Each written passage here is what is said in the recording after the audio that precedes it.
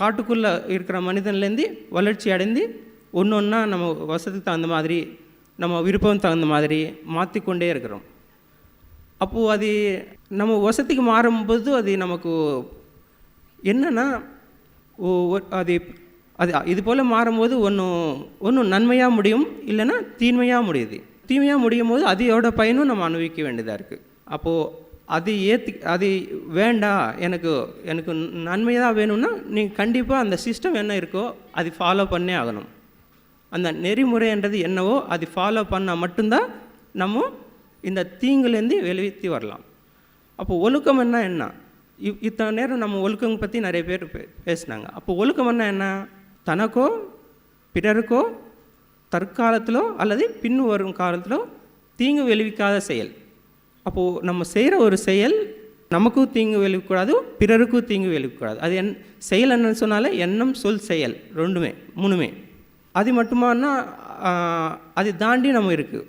நல்லது பண்ணால் நல்லது நடக்கும், கெட்டது பண்ணால் கெட்டது நடக்கும்ன்ற ஒரு ஸ்ட்ராங்கான தாட்டு எல்லார் மனதில் இருக்கிறனால தான் இன்னும் நம்ம ஒரு நல்ல உலகத்தை பார்க்குறோம்.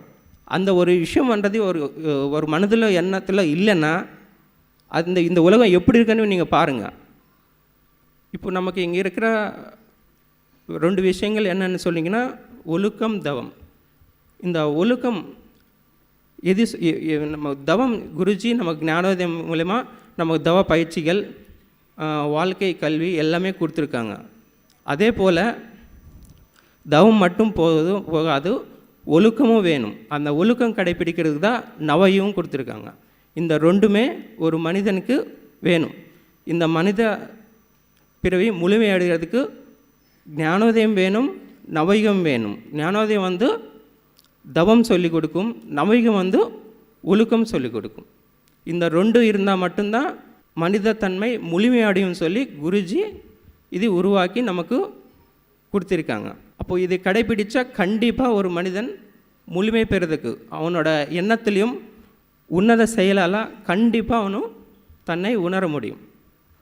அதுதான் அவங்க குருஜி நமக்கு வாழ்ந்து காத்துட்ருக்காங்க. அதுதான் நமக்கு எல்லாருமே சொல்லி கொடுத்துருக்காங்க. அது சொல்லி கொடுக்கறது மட்டும் இல்லை, நமக்கு பயிற்சி அளவில் அதுதான் ஊற்றி கொடுத்துட்ருக்காங்க. அது நம்ம எல்லாருமே இதே அனுபவிச்சு தான் இருக்கிறோம். அப்போது இது எல்லாமே எப்படி அடுத்தது கொண்டு போகணுன்றது தான் வேணும். அப்போது நமக்கு என்ன வேணுன்றதோட பிறருக்கு என்ன தேவைன்னு சொல்லி யோசிக்கும் போது அது ரொம்ப உயர்ந்தது. அப்போ நமக்கு வேண்டுமெனது தானாகவே கிடைக்கும்.